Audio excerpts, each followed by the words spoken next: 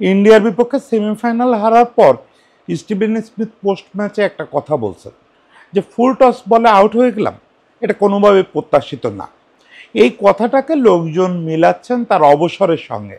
অনেকেই বলতেছে যে ফুল টসে আউট হয়ে যাওয়াটা সে নিতে পারে নাই, এই জন্য সে ওয়ানডে থেকে অবসর নিয়ে নিয়েছে। ব্যাপারটা হয়তো ঠিক না, এটাও হয়তো স্টিভর সেই কথার মতো একটা রিউমার।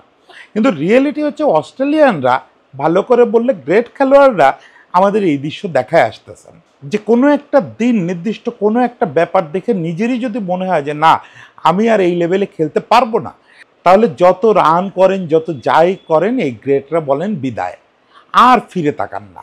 সেই পথটাই বেছে নিলেন স্টিভেন স্মিথ। হ্যাঁ, টেস্ট খেলবেন আরও কিছুদিন এবং বলছেন যে টেস্ট ক্রিকেটটা এখনও এনজয় করতেছে। কিন্তু দেখেন লাস্ট ইনিংসটাও 77 রান ইনিংস খেললেন, তারপরেও তার পছন্দ হয় নাই। তার মনে হয়েছে যে না, ওয়ানডে ক্রিকেটে আমার আর দেওয়ার কিছু নাই। আমি হলে, আপনি হলে, বা আমরা যাদেরকে গ্রেট ক্রিকেটার বলি, তারা কেউ কি আসলে এই কাজটা করার সাহস পায় না? যে আমার পিছনে ইন্ডিয়ার বোলিং অ্যাটাকের এগেনস্টে লাস্ট ইনিংসটা 77 রানের, সেইটা রেখে আমি কি করে চলে যাই? তো এই হচ্ছে গ্রেট ক্রিকেটারদের বিদায়। আজকে স্টিভেন স্মিথের নিয়ে দু চারটা কথা বলি, সেই সঙ্গে একটু শেষ দিকে বললি যে পৃথিবীর গ্রেট গ্রেট সব ক্রিকেটার, যার মধ্যে অস্ট্রেলিয়ানই বেশি, তারা কেমন করে এরকম কোনো এক ফাইন মর্নিং বা কোনো একটা খেলা চলা অবস্থায় সিদ্ধান্ত নিয়ে নিয়েছেন যে আর না, যে যতই অনুরোধ করুক আর খেলবো না। স্টিভ স্মিথের পুরো গল্পটারে আমার কাছে খুব রূপকথা মনে হয়। রূপকথা বলবো নাকি টুইস্টে ভরপুর একটা সিনেমা বলবো বুঝে উঠতে পারি না, কিন্তু এইটা স্বাভাবিক গল্প মনে হয় না। দেখেন, স্টিভ স্মিথ প্রথম জীবনে ছিল ফাস্ট বোলার। এইটা আমার মনে হয় আপনাদের অনেককে চমকায় দিবে এই তথ্যটা, কারণ আমি জানি যে আপনারা সবাই জানেন যে আমি শুরু করব লেগ স্পিনার দিয়ে, কিন্তু অ্যাকচুয়ালি সে প্রথম জীবনে ফাস্ট বোলার ছিল এবং ফাস্ট বোলিং দিয়েই সে আন্ডার 13 প্রাদেশিক দলে আসছিল। মজার ব্যাপার হচ্ছে যে এরপরে সে কোচের পরামর্শে লেগ স্পিন ট্রাই করা শুরু করে এবং কোচ তাকে বলেন যে তুমি একটু ব্যাটিংয়ে মনোযোগ বেশি দাও। ফাস্ট বোলিংটা একদমই ছেড়ে দেয়, লেগ স্পিন শুরু করে। লেগ স্পিনটা শুরুতে ছিল তার শখের ব্যাপার, ব্যাটিংটাই মূল ব্যাপার ছিল। 3-4 নম্বরে ব্যাট করতো, ব্যাট করে তখন রীতিমতো প্রচুর রান করতেছে, বাচ্চা ছেলে সে অবস্থায় প্রচুর রান করতেছে, শেফিল্ডে রান পাচ্ছে। তখনও বিগ ব্যাশ মনে হয় শুরু হয়নি, কিন্তু ওরা একটা টি-20 টুর্নামেন্ট করতো, সেখানেও সে দারুণ করতেছিল। কিন্তু মুশকিলটা হলো কি, ওর সঙ্গে একদিন মেলবোর্নে দেখা হয়ে গেল শেন ওয়ার্নের। তো যেটা হয় যে ও লেগ স্পিন করে, তখন ও নিজের পার্ট টাইমার মনে করে, কিন্তু শেন ওয়ার্নের সঙ্গে দেখা হচ্ছে, শেন ওয়ার্ন ইতিমধ্যে ওর নাম শুনছে যে একটা ব্যাটিং অলরাউন্ডার উঠে আসতেছে যে লেগ স্পিন করে। শেন ওয়ার্ন কী করছে, বলছে যে তুমি একটু লেগ স্পিন করে দেখাও তো। ও দুটো তিনটে বল করছে, টার্ন দেখে, ফ্লাইট দেখে ওয়ার্নি মুগ্ধ হয়ে গেছে। ওয়ার্নি বলছে, এক তুমি তো আসলে অনেক বড় লেগ স্পিনার হইতে পারো, তো আসো তোমার কিছু টিপস দিয়ে দেই বলে ওয়ার্ন তারে ধরে কিছু জিনিস শিখায় দিছে। তাতে দুটো ভয়াবহ ঘটনা ঘটছে। এক হচ্ছে স্টিভ স্মিথের বোলিংটা আসলেই বদলে গেছে। দেখেন, আমি একটা জিনিস বলি, শেন ওয়ার্ন, ওয়াসিম আকরাম, টেন্ডুলকার, আমাদের জীবদ্দশায় যেসব গ্রেটরে দেখছি, এদের ব্যাপারে আমার একটা বিশ্বাস আছে যে এরা যদি কেউ আমারেও 1 ঘন্টা টিপস দেয়, কিছু একটা বের করে ফেলতে পারবে। তারা আসলে ঈশ্বরের কাছ থেকে ওটা নিয়ে আসছে। ফলে স্টিভ স্মিথ এমনিতেই লেগ স্পিনটা পারে, তারপরে ওয়ার্নের কাছ থেকে টিপস পাইছে। এইটা মাঠে ইফেক্ট করতে মোটে সময় লাগলো না। ওই সিজনেই সে বিগ ব্যাশে ভেরি নেক্সট ম্যাচে 4 উইকেট পেল এবং সে রেগুলার লেগ স্পিন করা শুরু করলো। মজার ব্যাপারটা হলো যে শেফিল্ডে সে তারপরে ওয়ার্নের পরে দেখা হওয়ার পরে প্রথম যে ম্যাচ খেলতে নামলো, ওই ম্যাচে 1 ইনিংসে 7 উইকেট তুলে নিল। মানে আমাদের সাকিবের কাণ্ড আর কি। সাকিবের জেমি সিডন্স বলছিল যে এই টেস্টে সাকিব বোলার হিসেবে খেলবে, প্রথম ইনিংসে সাকিব 7 উইকেট তুলে নিল। তো আমার কাছে মনে হয় যে স্মিথের ভিতর ওই ব্যাপারটা ছিল, ওই সাকিবিয়ান ব্যাপারটা, যে আমারে যে যা বলবে, ওয়ার্ন বলছে তুই লেগ স্পিনার, আজ থেকে আমি লেগ স্পিনার, কোচ বলছে তুই ব্যাটসম্যান, আজ থেকে ব্যাটসম্যান। এবং মজার ব্যাপার হচ্ছে যে ওর ওই বোলিং পারফরমেন্স দেখে অস্ট্রেলিয়ান ম্যানেজমেন্ট মোটামুটি পাগল হয়ে গেল এবং ওর স্টাইলের মধ্যে তারা ওয়ান ডে আবিষ্কার করলো যে ও মা, এ তো নেক্সট ওয়ান। এবং তখন ওরা একটা ওয়ান খুঁজে বেড়াচ্ছে যত্রতত্র। এবং আপনাদের মনে আছে কি না, 2010 সালের দিকে একটা গুজব খুব রটছিল, আমি নিজে একাধিক স্টোরি করছি, যে শেন ওয়ার্ন যে কোনো সময় কাম ব্যাক করতে পারে। শেন ওয়ার্ন নিজেও এটা নিয়ে প্রচুর মজা নিচ্ছে, প্রচুর, 1-2 বার না, সে বহুবার প্রেসে বলছে যে ওকে, মাইকেল যদি আমাকে ডাকে, মানে মাইকেল ক্লার্কের কথা বলে, তাহলে আমি আবার ফিরতে প্রস্তুত আছি। আমার ধারণায় পুরো ব্যাপারটাও মজা নিত। কিন্তু এটা নিয়ে প্রচুর হইচই হতো, এ ওয়ান ফিরতে পারে, ওয়ান ফিরতে পারে। ওয়ান তো ফিরল না, কিন্তু ওয়ানের শীর্ষ ফিরল, লেগ স্পিনার হিসাবে শুরু করলো 2010-11-তে বেশ কয়েকটা ম্যাচ খেললো। এবং আপনারা জেনে অবাক হবেন, যারে বিশ্লেষকরা বলতেছেন এবং স্ট্যাটিস্টিক্স বলতেছেন যে সারডন ব্র্যাডম্যানের পরে অস্ট্রেলিয়ার সবচেয়ে সফল ব্যাটসম্যান। এবং এটা তো মানতে দ্বিধা নেই যে আধুনিক গ্রেড, মানে সচিন পরবর্তী যুগের গ্রেডদের নাম করতে বসলে অবশ্যই ব্যাটিং গ্রেড স্টিভ স্মিথ। সেই স্টিভ স্মিথ কিন্তু প্রথম 3টা টেস্টে 8 এবং 9 নম্বরে ব্যাট করছিল, কারণ জেনুইন লেগ স্পিনার হিসেবে ডাক পাচ্ছিল। এরপরে তার একটু ব্যাটিং প্রমোশন হয়েছে, কারণ ওই 8-9 নম্বরে সে একটা রেজিস্ট্যান্স দেখাচ্ছে যে এইখানে বসেই আমি বেশ ব্যাট করতে পারি। আরে ভাই, ও তো মূলত ব্যাটসম্যান এবং ও আসছেই পৃথিবীতে ব্যাটিং করতে, কিন্তু কি করবে বেচারা, পরে ওরে 6-7-এ প্রমোট করা হলো। কিন্তু কেন যেন স্টিভ স্মিথ ওই সময় মানায় নিতে পারতেছিল না, উইকেট পাচ্ছিল, বেশ উইকেট পাচ্ছিল, কোনো একটা ম্যাচে সর্বোচ্চ উইকেট শিকারী হয়েছিল। তারপরে ও ড্রপ হলো সম্ভবত 11-তে, কামব্যাক করলো 13-তে। কামব্যাক যে করলো তখন কিন্তু ব্যাটিং অলরাউন্ডার হিসেবে কামব্যাক করলো, তখন 6-এ ব্যাট করে এবং রেগুলার লেগ স্পিন করে। ইন্ডিয়ার বিপক্ষে একটা টেস্ট চলা অবস্থায় 2014-তে, মানে 13-তেও তো কামব্যাক করলো, 2014-তে ইন্ডিয়ার বিপক্ষে এডিলেড টেস্টের পরে কোন একটা টেস্টে, এত ভালো তো মনে করতে পারি না, ওর প্রমোশন হয়ে গেল 4 নম্বরে। এবং তখন যে স্টিভ স্মিথের ফর্ম রে ভাই, মানে ও যে জায়গায় দাঁড়ায়, ও আমার মনে হয় কাচের উপরে দাঁড় করায় দিলেও ও সেঞ্চুরি মেরে দিতে পারে। প্রত্যেক ম্যাচে রান করতেছে, সেটা করতেছে 6-7-এ, ওরে হুট করে 4-এ পাঠায় দিল। এরপর থেকে এই ছেলেরা আর পিছন ফিরে তাকাইতে হয় নাই। স্টিভ স্মিথ এরপর যেটা হয়েছে, যেটা আমার জন্য দুঃখজনক লাগছে, আমি খুব লেগ স্পিন ভক্ত, সেটা যদি আমার 2-4টা কন্টেন্ট আপনি দেখে থাকেন এতদিনে টের পাওয়ার কথা, আমি মারাত্মক লেগ স্পিন অবসেসড একটা মানুষ। লেগ স্পিনার যে কোয়ালিটির হোক, আমার দেখতে খুব ভালো লাগে। ওই যে আর্টটা, ওই যে আঙুলে এইখান থেকে বল করে ফালায় একটা বড় টার্ন করানো, স্পেশালি আমার কাছে অরিজিনাল টার্নটা, অরিজিনাল লেগ স্পিনটা দেখতে খুব ভালো লাগে। সবাই তো গুগলি নিয়ে ব্যস্ত থাকে বা ফ্লাইট এইগুলো নিয়ে ভাবে, আমার জেনুইন টার্নটা, মানে যেটা সে নোয়ান খুব মজা করে করায়। তো তো যাই হোক, আমাদের জন্য মিস যে এরপরে স্টিভ স্মিথ তার খুব বেশি বল করে নাই, নিতান্ত দায় ঠেকলে 2-4 ওভার বল করছে, তা কিন্তু খুব কার্যকর। আমি এই কিছুদিন আগেও, মনে হয় বছরখানেক আগেও দেখলাম কয়েক ওভার বল করলো, দুর্দান্ত দুর্দান্ত বল করে এখনো, কিন্তু ওইটা মিসে। যেটা হয়েছে কার্যত যেটা বললাম যে সারডনের পরে স্ট্যাটিস্টিক্যালি সে অস্ট্রেলিয়ার সবচেয়ে সফল ব্যাটসম্যান। আমি কোয়ালিটির কথা বলতেছি না কেন, এর মধ্যে আমাদের চোখের সামনেই অস্ট্রেলিয়ার ব্যাটিং সব গ্রেট আসছে, ফলে আমি ওইভাবে বলতেছি না অ্যাজ রিকি পন্টিং ওয়াজ দেয়ার। রিকি পন্টিংরে তো আমরা নিজেরাই ব্যাটিং করতে দেখছি।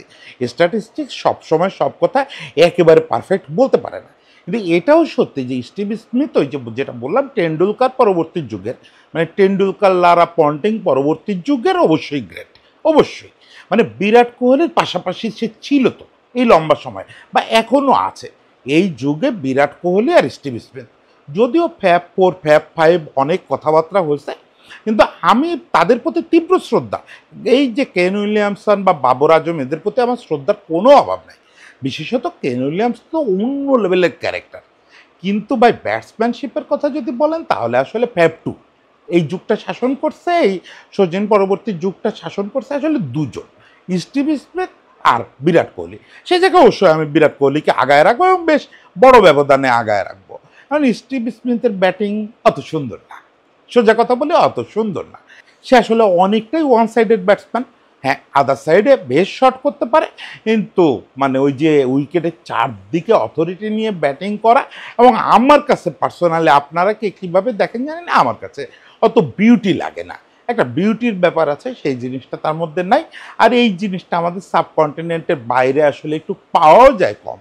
মার্কোয়াকে যদি বাদ দেন, আমরা আমাদের জেনারেশন থেকে যত এই সেনা কান্ট্রির ব্যাটসম্যান দেখছি, তার মধ্যে আমাদের সাবকন্টিনেন্টের ব্যাটসম্যানদের মতো বিউটি নাই। আমাদের সাবকন্টিনেন্টের যারা স্ট্যাটিস্টিক্যালি দুর্বল ব্যাটসম্যান, তাদেরও যে বিউটি, ধরেন আশরাফুল, মোহাম্মদ আজহারউদ্দিন, অরবিন্দ ডি সিলভা, এদের যে বিউটি, তাই তো নাই অনেকের। শিল্পের তর্ক এগুলো জীবনেও শেষ হবে না, এগুলো এক একজনের পার্সপেক্টিভ এক এক রকম, এক একজন এক একভাবে দেখে। রিয়েলিটি হচ্ছে স্টিভ স্মিথ এই যুগের গ্রেট ছিল।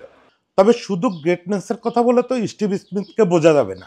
ওই যে শুরুতেই বলছি টুইস্ট, একটু থ্রিলার, সেই জিনিসটা হলো আসলে ক্যাপ্টেন স্টিভেন স্মিথের ক্ষেত্রে। 2013 সালে জাতীয় দলে ফিরল, 2015 সালে মাইকেল ক্লার্কের হঠাৎ অবসরের পরে সে অধিনায়ক হয়ে গেল। এবং যেটা হয় যে দেখেন, আমরা ক্রিকেট দেখা শুরু করছি মার্ক টেলরের যুগ থেকে, সেই থেকে শুরু করে স্টিভ স্মিথ পর্যন্ত আমরা যতজন অস্ট্রেলিয়ান ক্যাপ্টেন পাইছি, অস্ট্রেলিয়ান ক্যাপ্টেন মানেই সামথিং বিগ, সামথিং বিগ। এইটা ওই টিম পেইন ছাড়া এই জীবনে অস্ট্রেলিয়ার ক্যাপ্টেন্স ব্লেজার কোনো জারে তারে পড়তে দেখি নাই। মানে মিডিও করো না, এইটা বিগ, অনেক বিগ একটা ব্যাপার। মানে অস্ট্রেলিয়ার ক্যাপ্টেন শুনলেই আপনার উঠে দাঁড়াতে হবে। তো সেই যে পরম্পরাটা, এই পরম্পরাটা স্টিভ স্মিথ ধরে রাখলো। সে খুব কম বয়সে অধিনায়কত্ব পেল, এবং মানে শুরুতে তার উইনিং রেশিও খুব বেশি ছিল তা না, কিন্তু যে অ্যাগ্রেশনটা শো করা, যে তার জন্য যে কোনো কিছু করতে চাওয়া, এই যে অস্ট্রেলিয়ান ক্যাপ্টেনদের যে ক্যারেক্টারটা, এগুলো বুঝাই দিল যে সে লম্বা দৌড়ের ঘোড়া হতে আসছে। সেও বাকি যে গ্রেট ক্যাপ্টেন তার আগ পর্যন্ত প্রত্যেকের মতো একটা দুটো ট্রফি হাতে নিয়ে তারপরে রিটায়ারমেন্টে যাবে, সব কিছু সঠিক পথে ছিল। কিন্তু 2018 সালে মানে ক্যাপ্টেন্সি পর বছর তিনেকের মধ্যে এক নাটকীয় ঘটনা এটা বদলে গেল। ওই যে 2018-তে কেপটাউন টেস্ট সাউথ আফ্রিকার বিপক্ষে, সেখানে ব্যানক্রফট বলে একটা ছেলে, আপনাদের মনে আছে নিশ্চয়ই, খুব জুনিয়র একটা ছেলে, ও ওই টেস্টটা খেলতেছিল। ওই সিরিজটাই খুব অগ্নিগর্ভ ছিল। আমার মনে আছে ওই সিরিজে প্রায় প্রত্যেক টেস্টে প্রতিদিন গণ্ডগোল হচ্ছিল, কোনো দলের কেউ না কেউ পানিশড হচ্ছিল। ওই কেপটাউন টেস্টে এসে হঠাৎ করে ক্যামেরায় ধরা পড়লো ব্যানক্রফট ছেলেটা হাতে কিছু একটা নিয়ে বল ঘষতেছে, পরিষ্কার যে বল ট্যাম্পারিং করতেছে। এখন বল ট্যাম্পারিং করতেছে সেটা কি তদন্ত করতে গিয়ে বেরোয় আসলো যে ব্যানক্রফট পকেটে একটা শিরীষ কাগজ, স্যান্ড পেপার, আমরা যেটারে শিরীষ কাগজ বলি, এটা নিয়ে নামছে। নেমে সে বলের এক মাস রাফ করার চেষ্টা করতেছে। আপনারা জানেন যে এটা কেন করে, রিভার্স করাবে। হ্যাঁ, বল টেম্পারিং আইনের দৃষ্টিতে কিন্তু খুব বিরাট কোনো অপরাধ না। ফলে যেটা হলো, ব্যানক্রফট একটু শাস্তি পেল, সম্ভবত এক ম্যাচের নিষেধাজ্ঞা পেল, আর ক্যাপ্টেন হিসাবে স্মিথ কিছু জরিমানা করলো। কিন্তু ব্যাপারটা যে নৈতিক হইচই শুরু হলো সারা পৃথিবী জুড়ে, মানে মোরালি মনে হলো যে পৃথিবীতে একটা সুনামি এসে গেছে। বাইরে ভাই কোনোভাবেই ব্যাপারটা নিয়ন্ত্রিত হচ্ছিল না। এই ব্যাপার নিয়ে একের পর এক বিশেষজ্ঞরা বলতেছে, টিভিগুলো স্টোরি করতেছে, ক্রিকেট অস্ট্রেলিয়া বিবৃতি দিচ্ছে, কোনোভাবেই থামে না। কোচ পদত্যাগ করে ফেললো।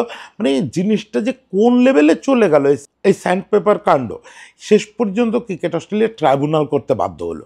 একদম ট্রাইব্যুনালে বিচার হলো, ব্যানক্রফটকে দীর্ঘ নিষেধাজ্ঞা দেওয়া হলো। স্টিভ স্মিথ এবং তার ডেপুটি ডেভিড ওয়ার্নার দুজনকে 1 বছর করে নিষিদ্ধ করে দেওয়া হলো, এবং বলা হলো আজীবনেরা কোনোদিন অস্ট্রেলিয়া ক্যাপ্টেন্সি করতে পারবে না। এটা পুরো ক্রিকেট পৃথিবীর জন্য বিরাট একটা ধাক্কা ছিল, বিরাট একটা ধাক্কা ছিল। আজও আমি মনে করি ক্রিকেট অস্ট্রেলিয়া মোরাল পুলিশিংয়ের কাছে হেরে গিয়ে এই কাজটা করছে। আমি কোনোভাবেই এই বল টেম্পারিংকে বৈধ বলতেছি না বা নীতিগত সমর্থন দিচ্ছি না, কিন্তু এটা ঠিক যে স্মিথ এবং ওয়ার্নার এটা জানতো যে ব্যানক্রফট এটা করবে। সেই জানাটা এবং বল টেম্পারিং করছে, এই ব্যাপারটাকে এত বড় কেলেঙ্কারিতে পরিণত করা, এত বড় শাস্তি দেওয়া, এটা আমার কাছে মোটেও ঠিক মনে হয় নাই। শেষ পর্যন্ত এই জিনিসটাকে ক্রিকেটার্স অ্যাসোসিয়েশনও এন্ডোর্স করলো যে হ্যাঁ, এই শাস্তিই হইতে হবে। আসলেই ওরা নিষিদ্ধ হলো। এতে আমাদের অবশ্য বিরাট একটা লাভ হলো। ব্যক্তিগতভাবে আমি বলবো যে আমার জীবনের অন্যতম একটা সেরা প্রাপ্তি ঘটলো। কী প্রাপ্তি ঘটলো? ওই নিষেধাজ্ঞার শেষ দিকে এসে ক্রিকেট অস্ট্রেলিয়া অনুমতি দিলে যে তারা চাইলে বিভিন্ন জায়গায় ঘরোয়া লিগ খেলতে পারবে, ওয়ার্নার আর স্মিথ। কারণ ওদের তো প্র্যাকটিসের ভিতরে থাকতে হবে, 1 বছর নিষেধাজ্ঞা শেষে আবার ইন্টারন্যাশনালে ফিরতে হবে। সেইটার পার্ট হিসেবে তারা বিপিএল খেলতে আসলো, এবং স্রষ্টার অসীম আশীর্বাদে ডেভিড ওয়ার্নারের সঙ্গে বেশ ভালো সময় কাটাইছি। ওই সময় মানে এমন না যে গাড়ি দিয়ে ঘুরে বেড়াচ্ছি, ভালো সময় কাটাইছি। মানে তার বেশ কয়েকটা প্রেস কনফারেন্স অ্যাটেন্ড করছি। প্রথম ঢাকায় নেমে প্রথম প্রেস কনফারেন্স যেটা করছে সেটা অ্যাটেন্ড করছি। টুকটাক এমনি আলাপচারিতার মধ্যে দিয়ে স্টোরি করছি। স্মিথেরও একটা প্রেস কনফারেন্স অ্যাটেন্ড করছি। সবচেয়ে বড় কথা, চোখের সামনে ওই সময়ের 2 গ্রেটরে বিপিএল খেলতে দেখছি, বিপিএলে পরস্পরের বিরুদ্ধে ক্যাপ্টেন হিসাবে টস করতে দেখছি। ইনক্রেডিবল ব্যাপার। এটা শুধুমাত্র ওই নাটকীয়তার কারণে হচ্ছে। দেখেন, ওই যে বললাম যে নাটকীয়তা এবং টুইস্ট, এই জিনিসটা স্মিথকে কীভাবে ঘিরে রাখছে।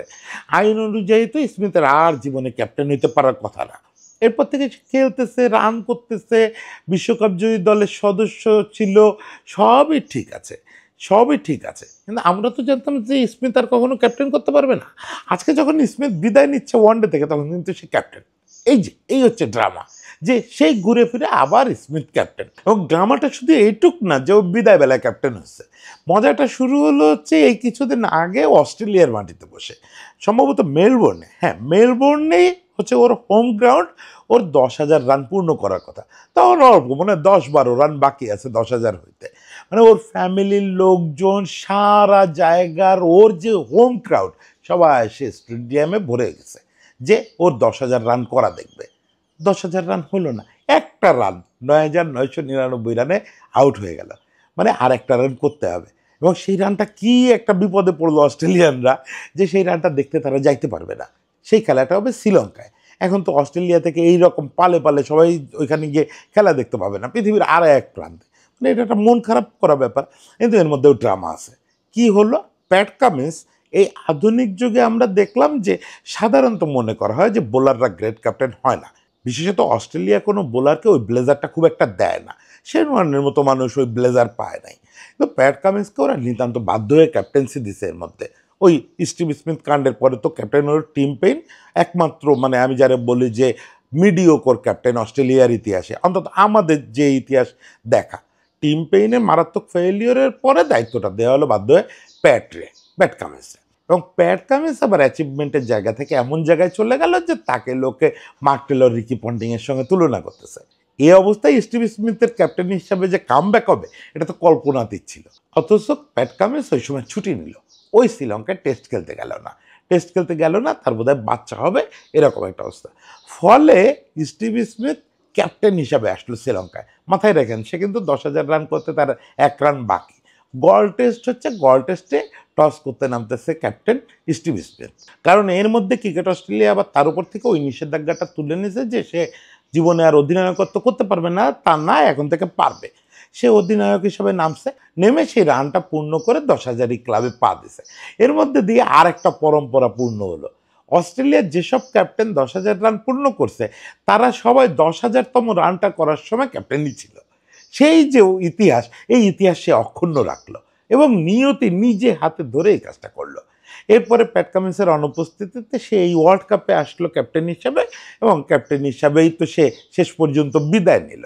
এবং এই বিদায়টা নিয়েই আমি বলতেছিলাম যে বিদায়টা অস্ট্রেলিয়ানদের আসলে কি ড্রামাটিক হয়।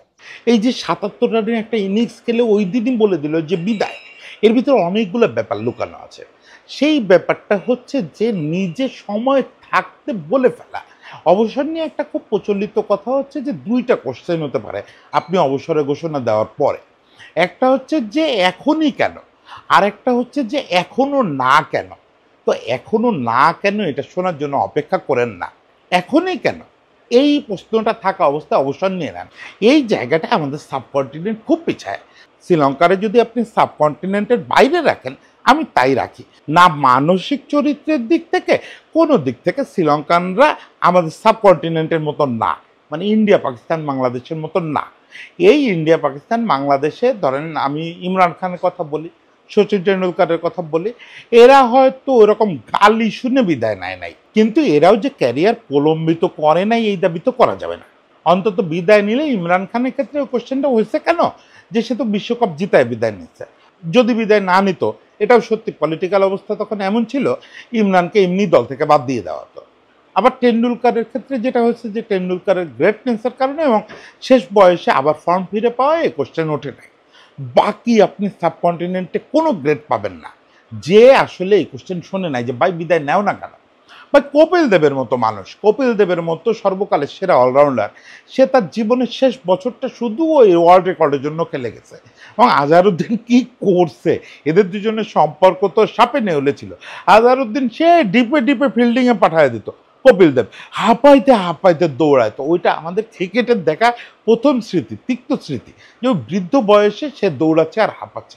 কি দরকার ভাই তোমার এই ওয়ার্ল্ড রেকর্ডের? সম্মান নিয়ে বিদায় নাও, তুমি বিশ্বকাপ জয়ী অধিনায়ক।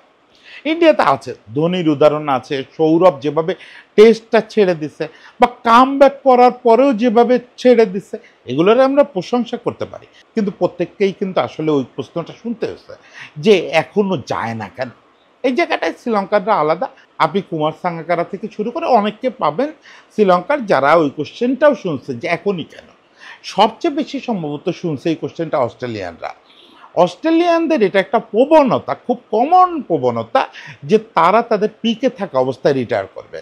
কতগুলো তো আমি একদম মনে করে বলতে পারি। মাইকেল ক্লার্কের কথা বলা যায়, মাইকেল ক্লার্ক সম্ভবত বিদায় সিরিজেও সর্বোচ্চ রান স্কোরার ছিল। আমার এই ক্ষেত্রে সবচেয়ে পছন্দের ক্যারেক্টার হচ্ছে গ্লেন ম্যাকগ্রা। 2007 বিশ্বকাপের আগে বললে এটা আমার শেষ সিরিজ, তখন সবাই মোটামুটি মেনে নিল। তারপরেও অস্ট্রেলিয়াতে একটা শাউট ছিল যে গ্লেন এখনই না, এখনো অনেক টাইম বাকি। কিন্তু গ্লেনের ব্যাখ্যা ছিল যে না, আমি যদি এখন রিটায়ার না করি স্টার্কের মতো জুনিয়ররা উঠে আসবে না, কামিন্সের মতো জুনিয়ররা উঠে আসবে না। বিশ্বকাপ শুরু হলো, গ্লেন ম্যাকগ্রা টুর্নামেন্টের সেরা বোলার, সর্বোচ্চ উইকেট শিকারী। সবাই ঝাঁপায় পড়লো, শুধু অস্ট্রেলিয়া না, সারা পৃথিবী ঝাঁপায় পড়লো, আক্ষরিক অর্থে ঝাঁপায় পড়লো যে এইটা কি ভাই, তুমি সর্বোচ্চ উইকেট শিকারী হয়েছে, তুমি কেমন করে বিদায় নাও এখন। কোনো দিক ফিরে তাকালো না, বলছি তো বলছি ভাই, কোনো সেকেন্ড থট নাই। একইভাবে আপনি রিকি পন্টিংয়ের কথা বলতে পারেন, মার্ক টেলরের কথা বলতে পারেন, বা আমরা যদি নিউজিল্যান্ডে আসি, বাজ মানে আমাদের ব্রেন্ডন ম্যাককালাম, ও তার বিদায়ী সিরিজে সর্বোচ্চ রান স্কোরার ছিল। এই যে টাইমটা, এই যে টাইমটা করতে পারা, দেখেন ওই যে টেন্ডুলকারের কথাটা আমি বারবার বলি এসব ক্ষেত্রে, যে আপনার কোনো একটা সময় মনে হবে যে আপনি আর পারবেন না, সেটা কোনো এক সকালেও মনে হতে পারে। যেমন অ্যাডাম গিলক্রিস্টের গল্পটা ও নিজে বলে যে ও খুব ডলি একটা ক্যাচ ফেলে দিয়েছিল উইকেটের পিছনে, তখনও কিন্তু সে বিধ্বংসী ফর্মে। এর আগের টেস্টেও সম্ভবত সে সেঞ্চুরি করছে, কিন্তু সে ওইটা নিয়ে ভাবে নাই। ক্যাচটা ফেলে দেওয়ার পরেই স্লিপে হেডেন দাঁড়ানো, ও হেডেনের কাছে গেছে, গিয়ে বলছে ম্যাটি বলে ডাকতো হেডেনরে, আমার মনে হয় সময় শেষ। হেডেন ফিরে তাকে বলছে সময় শেষ মানে, তুমি কি ব্রেক নেবা, ড্রেসিং রুমে যাবা? বলে না, আমার ক্যারিয়ার শেষ। তো হেডেন চুপ করে রয়েছে, যে কি বলতেছো তুমি, তুমি পুরো ফর্মে, তুমি সর্বকালের সেরা উইকেট কিপার ব্যাটসম্যানদের একজন, তুমি কি করে এই কথায় মাঠের মধ্যে দাঁড়ায় বলতেছো? তো বলে আমি যে ক্যাচ ফেলছি এরপর আমার মনে হয় না যে আর আমার ক্রিকেট খেলা ঠিক হবে। উঠে এসে ডিক্লেয়ার করে দিল যে আমি আর ক্রিকেট খেলবো না, আমি আর ইন্টারন্যাশনাল ক্রিকেট খেলবো না। This is greatness, this is greatness, যে আপনি বিদায়ের কথা বলবেন সবাই কাঁদবে, আর আমরা অপেক্ষা করি যে আমি বিদায়ের কথা বললে সবাই স্বস্তিতে আসবে, যে যাক বাবা বাঁচা গেছে, অ্যাটলাস্ট ও গেছে। আমাদের সাবকন্টিনেন্টে ওই কান্নাটা হাসিতে পরিণত না হওয়া পর্যন্ত আমরা বিদায় নিতে জানি না। আশা করি এই অস্ট্রেলিয়ানদের কাছ থেকে অনেক কিছু তো শিখলো পৃথিবী, কোচিং স্টাইল শিখলো, এই একাডেমি শিখলো, এইচপি শিখলো, অনেক কিছু শিখলো। আশা করি বিদায় নেওয়াটাও শিখবে। আশা করি আমাদের নতুন জেনারেশনের যারা গ্রেট হবে তারা অন্তত কোনো একটা ম্যাচে ডাবল সেঞ্চুরি মেরে এসে বলবে এনাফ ইজ এনাফ, আর খেলবো না। এই কথাটা শোনার জন্য অপেক্ষায় থাকলাম। সে পর্যন্ত সবাইকে শুভকামনা।